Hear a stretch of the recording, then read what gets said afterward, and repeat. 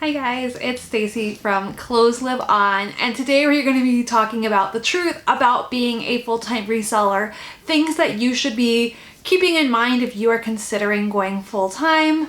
For me, I have no regrets whatsoever about going full-time. I love it overall, but there are definitely a lot of things to consider, a lot of hard days, a lot of hardships in relation to being a full-time reseller.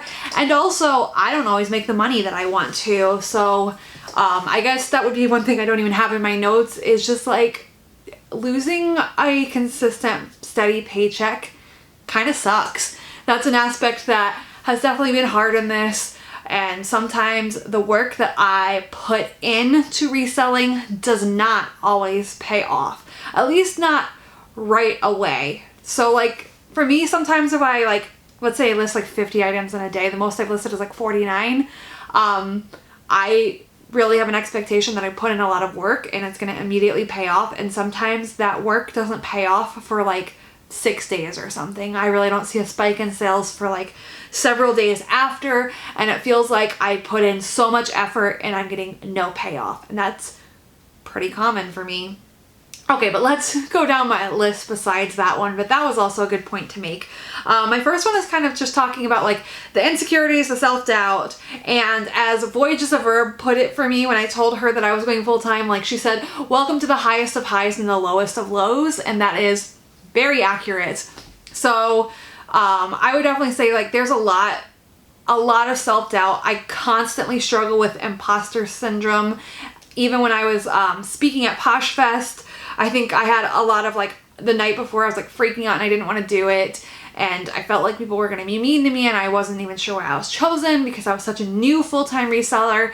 And there was just a lot going into that, a lot of anxiety in relation to that. And imposter syndrome is just very common. Feeling unworthy, feeling self-doubt, feeling like everyone else in the community, including part-time sellers, is doing way better than you.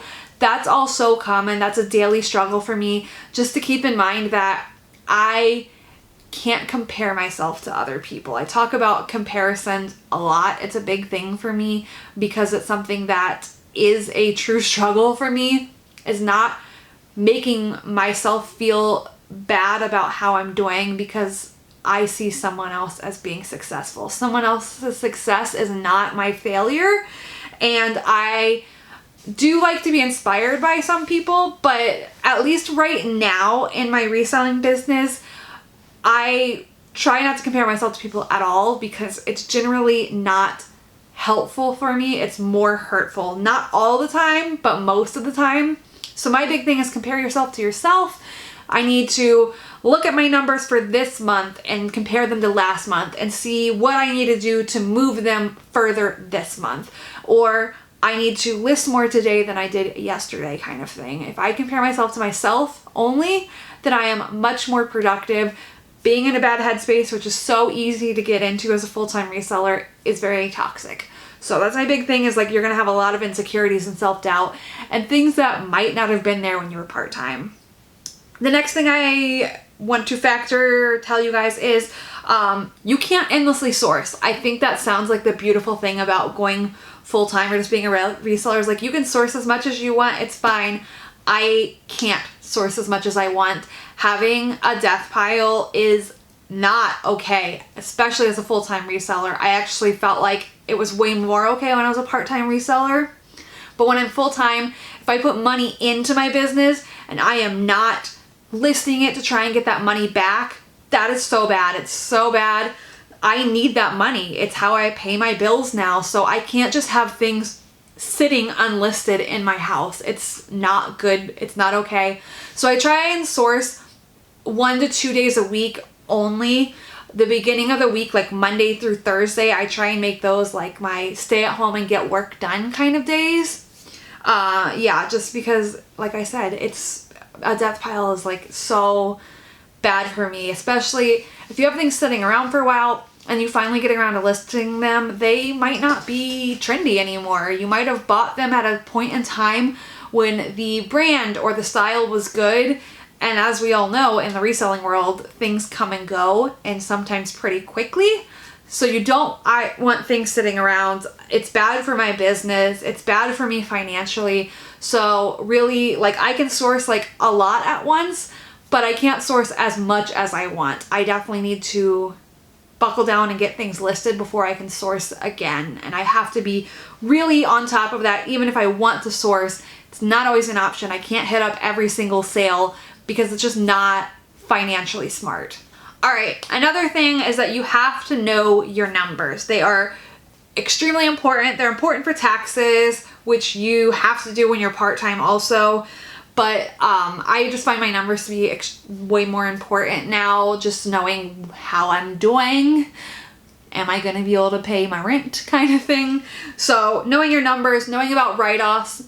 For me, even part-time, I had the QuickBooks app. So that tracks your mileage. I have a separate bank account that is linked to my QuickBooks, so I can kind of, you know, say what all of my expenses are business expenses, and it's tracked for me there, which is amazing. But just making sure I'm on top of that, because the write-offs are extremely important for me as a full-time reseller. I don't want to be paying more taxes than I have to, so the write-offs help me with the taxes. Like, my mileage is a business expense. I need to be writing that off. Also, you probably want to hire a CPA, because I am absolutely far from a tax expert. It's something I still need to do. It's really bad that I haven't done it, but getting someone to help with taxes, yes, you're gonna pay for that service, but they actually will save you more money in the long run.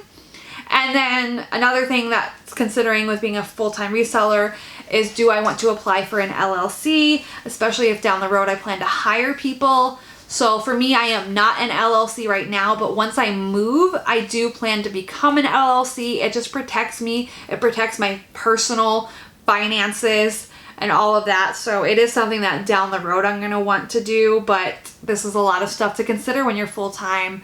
Another big financial aspect of this is what I'm going to be coming up with dealing with, which is your proof of income for applying for a mortgage. I am on the road to buying my first house, and being self-employed is a nightmare when you're trying to apply for a loan and prove that you have an income.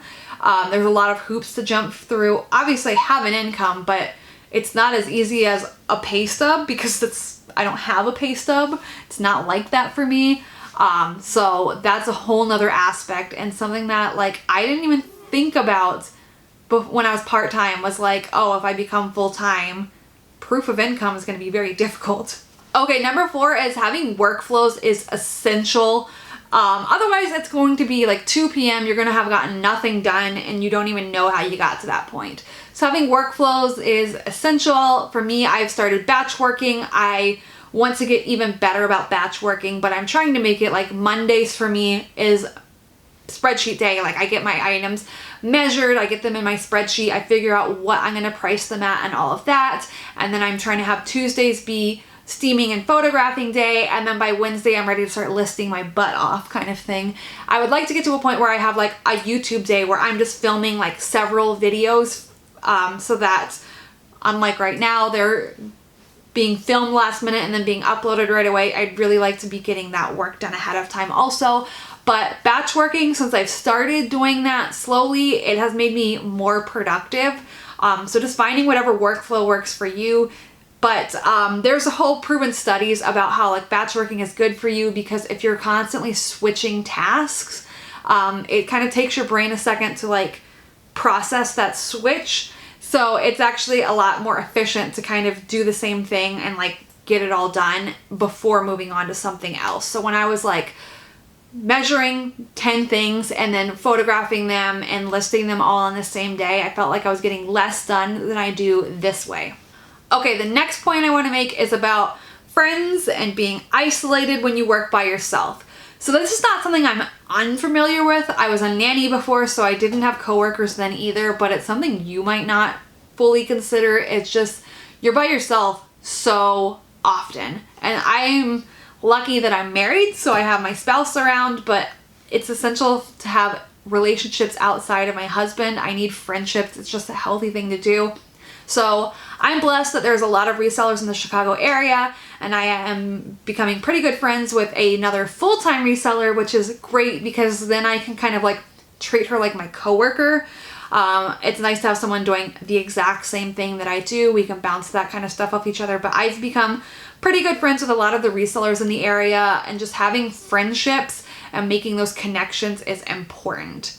And I am able to, because I'm full-time, if I'm having a day where I just really need a mental health day, I will reach out to my full-time friend and be like, do you just want to go to the thrift store? Do you want to grab coffee? Something like that, where if I feel like I need a break, if I feel like I'm in a bad headspace, I can reach out to her and we can connect and do that, and then I can go back to working once I'm in a better headspace. But that does bring me into the last point that I want to make, which is this job is not as flexible as you might think it is. So I started reselling full-time specifically for the flexibility. I wanted to be able to go to Seattle over the summer and visit my husband when he was doing his internship. And I did do that. I was there for 4 weeks out of the summer, 2-week time spans each time, and it was great. I'm so thankful that I was able to do that. So while I can do that, I obviously took a huge financial hit. Those months where I was there for like 2 weeks, I made way less money. So if you're taking these vacations constantly, you're not really making money. That's a big downfall of being self-employed in general.